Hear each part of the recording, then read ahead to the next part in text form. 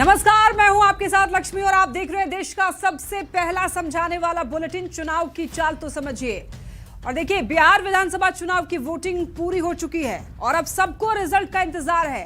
आपको भी होगा, लेकिन जब तक रिजल्ट नहीं आ जाते हैं तब तक चुनाव की चाल जारी है। कोई जीत के दावे कर रहा है तो कोई एग्जिट पोल पर सवाल खड़े कर रहा है और इस आधे घंटे में दावों के पीछे की चुनाव की चाल को समझेंगे कि बम्पर वोटिंग के पीछे की चुनावी चाल क्या है। लेकिन सबसे पहले आइए जल्दी से जान लेते हैं 4 बड़ी खबरें। तो एग्जिट पोल को क्यों नकार रहे हैं तेजस्वी, इस पर हम लोग बात करने वाले हैं। और नतीजों से पहले जश्न की तैयारी में क्यों जुट गए हैं एनडीए के कार्यकर्ता, ये भी हम लोग आगे बात करेंगे। और महिला मतदाता आखिर किसकी भाग्य विधाता होने जा रही हैं, इस पर बात करने वाले हैं। और रिजल्ट से पहले नीतीश ने कहां कहां हाजिरी लगाई है, ये भी हम लोग आगे बात करेंगे। तो देखिए, चुनाव से जुड़ी भी खबर हम लोग देखने वाले हैं, चुनाव की चाल भी समझेंगे। लेकिन सबसे पहले आइए देख लेते हैं इस समय की सबसे जो बड़ी खबर है। दिल्ली धमाके को केंद्र सरकार ने आतंकी हमला करार दिया है और अब से कुछ देर पहले हुई केंद्रीय मंत्रिमंडल की बैठक में एक प्रस्ताव पारित किया गया। केंद्रीय मंत्री अश्विनी वैष्णव ने इसकी जानकारी दी। सरकार ने पीड़ितों के प्रति अपनी श्रद्धांजलि अर्पित की। सरकार ने यह साफ कर दिया है कि आतंकियों और उन्हें पनाह देने वालों को किसी भी हाल में बख्शा नहीं जाएगा, किसी भी हाल में उनको छोड़ा नहीं जाएगा और उन्हें बिना किसी देरी के न्याय के कटघरे में लाया जाएगा। आतंकी प्रायोजक की पहचान की जाएगी, न्याय के कटघरे में आरोपी लाए जाएंगे। दिल्ली ब्लास्ट पर एक महत्वपूर्ण बैठक हुई सीसीएस की और दिल्ली धमाका को जघन्य आतंकी हमला करार दिया गया है। आतंकी घटना की कैबिनेट ने यहां पर निंदनीय इसको बताया है, आतंकवादी घटना बताया है और इस घटना की जांच पेशेवर तरीके से की जाएगी, ये भी बात की गई है। तो पीड़ितों को केंद्रीय कैबिनेट की तरफ से श्रद्धांजलि दी गई है और अपराधियों और सहयोगियों की पहचान की जाएगी। Cabinet directs that the investigation into the incident be pursued with the utmost urgency and professionalism so that the perpetrators, their collaborators and their sponsors are identified and brought to justice without delay. The situation continues to be closely monitored at the highest levels of the government. The Cabinet reaffirms the government's steadfast resolve to safeguard the lives and well-being of all Indians, consistent with its enduring commitment. तो आइए अब बढ़ते हैं खबरों में आगे। RJD नेता तेजस्वी यादव ने एग्जिट पोल को सिरे से खारिज कर दिया है। तेजस्वी ने अधिकारियों के दबाव में सर्वे दिखाने का आरोप लगाया है और यह दावा किया है कि महागठबंधन की सरकार बनने जा रही है। तेजस्वी के बयान पर एनडीए नेताओं ने तंज कसा है, कहा है कि उन्हें भ्रम वाली बीमारी हो गई है। प्रोपेगेंडा मोदी जी की एजेंसी द्वारा एक मानसिक तौर पे लोगों का दबाव बना रहे, इसलिए ये पूरा जो है सर्वे जो है कराया गया है। फाइनल फेज के मतदान के बाद आए एग्जिट पोल से एनडीए के नेता गदगद हैं। वो भी क्यों ना, एक को छोड़ दे तो बाकी करीब करीब सभी एग्जिट पोल के आंकड़ों में एनडीए की सरकार बनती जो दिख रही है। लेकिन इन एग्जिट पोल्स के आंकड़ों से एक नेता बिल्कुल भी सहमत नहीं है और वो हैं आरजेडी के नेता और महागठबंधन के सीएम फेस तेजस्वी यादव।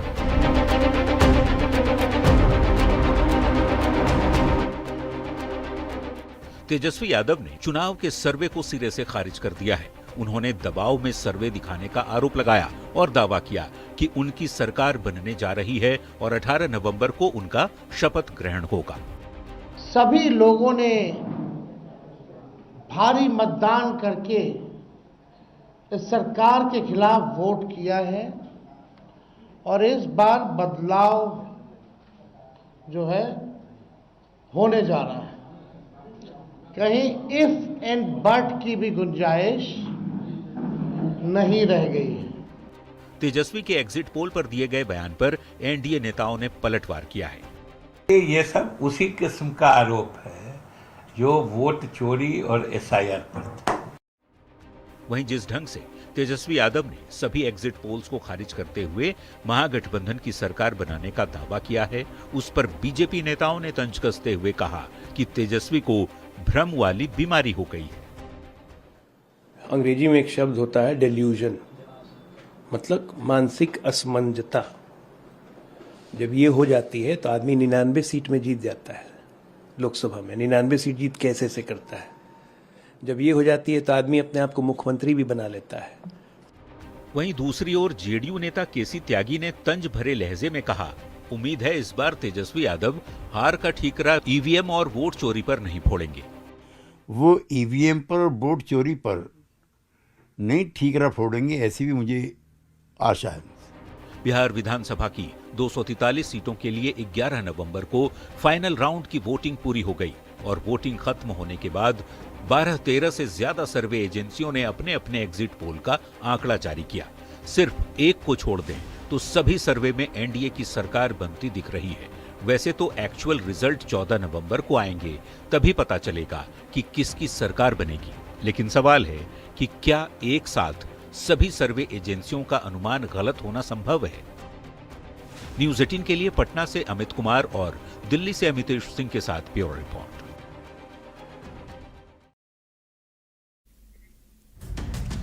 तो रिपोर्ट आपने देख ली है। अब आइए सबसे पहले ये जानते हैं कि एग्जिट पोल पर तेजस्वी यादव ने क्या कहा है। तो आपको बता दें कि एग्जिट पोल पर तेजस्वी ने यह कहा है कि ये एग्जिट पोल प्रोपेगेंडा है। अधिकारियों के दबाव में एग्जिट पोल तैयार किए गए हैं और काउंटिंग के दिन मानसिक दबाव के लिए एग्जिट पोल किया गया है। तेजस्वी ने यह भी कहा है कि महागठबंधन की सरकार बनने जा रही है और 18 नवंबर को हमारा शपथ ग्रहण होगा। तेजस्वी ये कह रहे हैं। और देखिए, अब आपको बताते हैं कि एग्जिट पोल को आखिर नकार क्यों रहे हैं तेजस्वी। तो इसके पीछे कारण यह है कि ज्यादातर एग्जिट पोल जो हैं और लगभग सभी एग्जिट पोल कह लीजिए कि एनडीए की सरकार बनता हुआ दिखाया है, यही अनुमान लगाया है। और एग्जिट पोल के आंकड़ों में महागठबंधन पिछड़ता हुआ दिखाई दे रहा है। तो एग्जिट पोल में नीतीश कुमार काफी प्रभावी दिखाई दे रहे हैं, एनडीए की सरकार बनती हुई दिखाई दे रही है और एग्जिट पोल में तेजस्वी यादव का जादू चलता हुआ तो नहीं दिख रहा है, यानी कि वो जितने दावे कर रहे हैं वो भी फेल होता हुआ दिखाई दिया। तो ऐसे में जिसके भी विपरीत एग्जिट पोल के आंकड़े आते हैं वो सवाल उठाता ही है और ऐसा भी हुआ है कि कई बार एग्जिट पोल के विपरीत एक्चुअल नतीजे भी आए हैं। इसके कई कारण हो सकते हैं। खैर, सर्वे लोग करते ही हैं, लेकिन सटीक नतीजे तो रिजल्ट वाले दिन ही पता चलेगा। चलिए बढ़ते हैं खबरों में आगे। अब देखिए, बिहार चुनाव को लेकर एग्जिट पोल के अनुमान को तेजस्वी यादव नकार रहे हैं। तो एनडीए के जो नेता हैं, उनके समर्थक हैं, दोनों काफी गदगद हैं। नेता जीत के दावे कर रहे हैं तो एनडीए के समर्थक जश्न की तैयारियों में जुट गए हैं। कहीं मिठाइयां बन रही हैं तो कहीं पर तरह तरह के पकवान बनने शुरू हो गए हैं।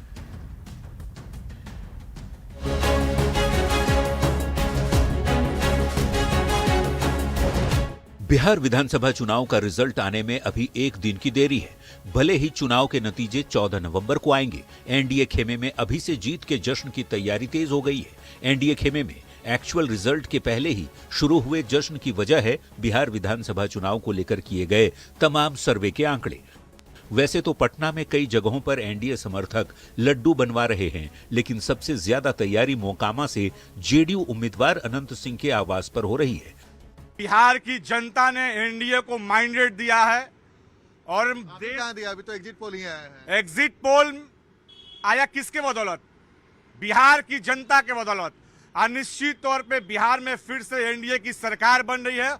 अनंत सिंह के आवास पर 20,000 लोगों के भोज की तैयारी हो रही है। हजारों क्विंटल दूध उबाला जा रहा है, कई तरह के मिठाई बनाए जा रहे हैं, पूरी, सब्जी, रायता के साथ ही कई व्यंजन भी बनाए जा रहे हैं।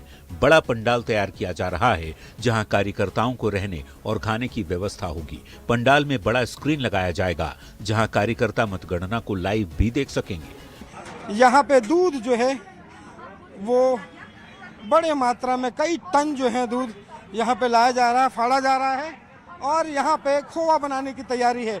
यहाँ से आप जरा देखिए, जहाँ से रसगुल्ले जो है वो बनाए जाएंगे और उसकी तैयारी जो है उसकी अभी से हो रही है। ये जरा देखिए कि वही एक टैंक जो है वो दूध आया है और पतीले में दूध जो आप देखेंगे वो लगातार किस कदर से है।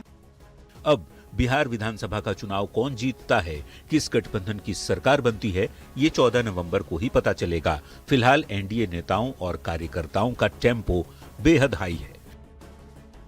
न्यूज 18 के लिए पटना से आनंद अमृतराज और रवि एस नारायण के साथ ब्यूरो रिपोर्ट। तो आइए अब चुनाव की चाल तो समझते हैं और नतीजों से पहले ही आखिर एनडीए में जश्न क्यों है ये भी समझते हैं। तो देखिए, एग्जिट पोल में एनडीए की सरकार बनने का अनुमान है। लगभग सभी एग्जिट पोल की तरफ से यही दिखाया गया है कि एनडीए जीत रहा है। तो ज्यादातर एग्जिट पोल एनडीए को जीतता हुआ दिखाया है। पोल ऑफ पोल्स में भी एनडीए को पूर्ण बहुमत मिलता हुआ दिखाई दे रहा है। अब सरकार बनने की जो संभावना है, इससे एनडीए के जो नेता हैं, कार्यकर्ता हैं, काफी ज्यादा खुश हैं। चुनाव परिणाम के पहले ही तैयारियों में जुट चुके हैं।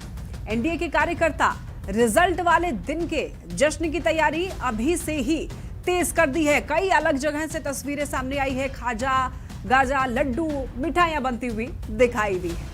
तो चलिए बढ़ते हैं खबरों में आगे। अब देखिए, महिलाओं की बात करते हैं। महिला मतदाता किसकी भागी विधाता होंगी, ये सवाल हर किसी की जुबान पर है। ऐसा क्यों है? क्योंकि बिहार में जो बम्पर मतदान हुआ है, उसकी प्रमुख वजह है महिलाओं का एक बार फिर पुरुषों के मुकाबले ज्यादा मतदान करना। तो ऐसे में सवाल यही है कि महिलाओं ने किसके लिए मतदान किया है और किसकी सरकार बनने में महत्वपूर्ण भूमिका निभाई है। इस रिपोर्ट के जरिए समझिए।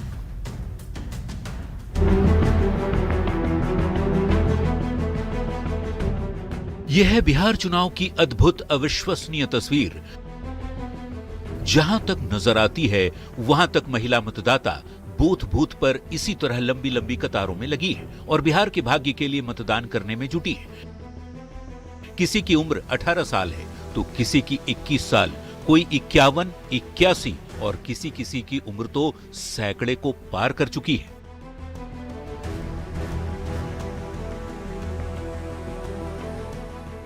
बिहार में मतदान खत्म। अब 14 नवंबर को परिणाम की बारी है, लेकिन 2 चरण में हुई वोटिंग के आंकड़े कह रहे हैं कि नीतीश या तेजस्वी सरकार चाहे जो बनाए, लेकिन उनके भाग्य का फैसला आधी शक्ति ने कर दिया है, जिन्हें दोनों ही गठबंधन चुनाव के पहले ही हाथ जोड़कर नमन कर रहे थे। बिहार में 6 नवंबर को हुए पहले चरण के मतदान में महिलाओं ने 69.04% मतदान किया था, तो दूसरे चरण में बिहार के इतिहास का सबसे ज्यादा मतदान 74.03%। महिलाओं की संख्या पुरुषों के मुकाबले कहीं ज्यादा थी।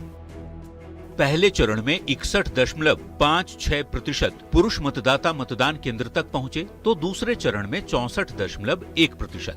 यानी पहले चरण में पुरुषों के मुकाबले महिलाओं ने 8% ज्यादा वोटिंग की, तो दूसरे चरण में पुरुषों के मुकाबले ये प्रतिशत 10% का रहा। मतलब ये हुआ कि बिहार में बीते 3 विधानसभा चुनाव 2010, 2015 और 2020 की परंपरा फिर निभाई गई। महिलाएं पुरुषों के मुकाबले ज्यादा तादाद में बूथों तक पहुंची, लेकिन इस बार रिकॉर्ड कायम करने में भी कामयाब रही। बिहार में जब भी 2010 के बाद के चुनाव का विश्लेषण किया जाएगा, महिला वोटरों की जिम्मेदारियों के प्रति जागरूकता, मतदान के प्रति रुझान और लोकतंत्र के प्रति उनकी जवाबदेही को प्रणाम किया जाएगा। किस्से कहानियों में सुनेगा भारत कि जब बिहार बदल रहा था तो बदलाव की सबसे बड़ी वजह थी आधी आबादी, यानी नारी शक्ति, माताएं, बहनें और बुजुर्ग महिलाएं। Bureau report, news 18।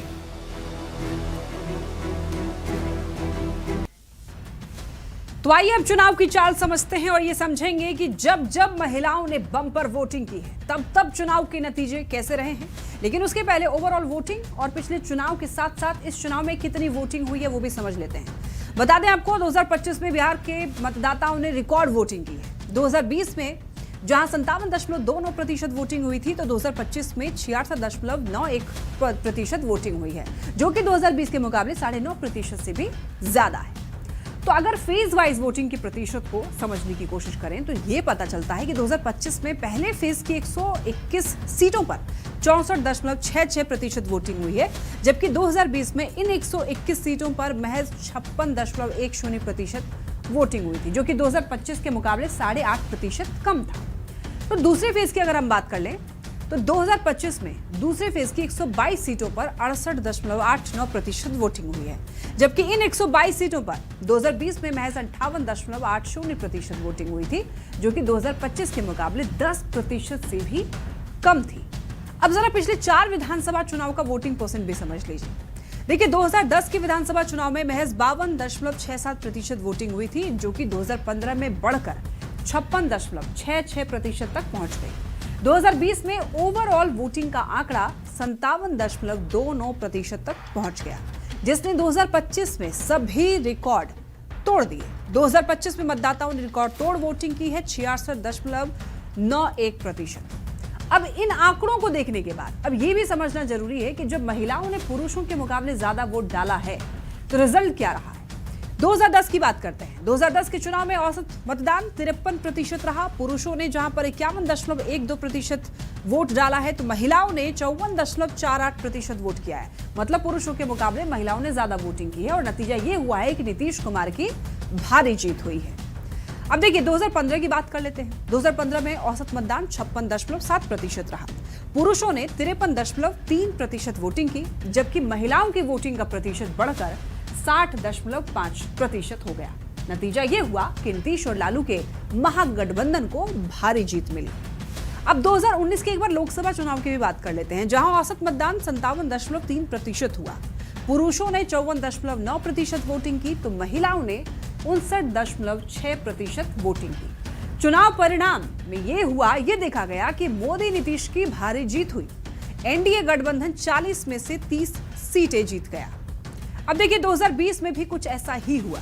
औसत मतदान 57% रहा। पुरुषों ने 54.7% वोटिंग की, जबकि महिलाओं ने 59.7% वोटिंग की। नतीजा ये रहा कि फिर से बिहार में नीतीश कुमार के नेतृत्व में एनडीए की सरकार बन गई। यानी जब जब महिलाओं की वोटिंग बढ़ी है तब तब नीतीश कुमार को फायदा हुआ है। और अब 2025 भी महिलाओं ने जबरदस्त वोटिंग की है इस बार भी। अब रिजल्ट क्या रहता है, खैर ये तो 14 नवंबर को ही हमें पता चलेगा, लेकिन महिलाओं ने इस बार बम्पर वोटिंग की है। चलिए इसी के साथ इस बुलेटिन में इतना ही। तमाम खबरों के लिए आप देखते रहिए न्यूज़ 18 बिहार झारखंड।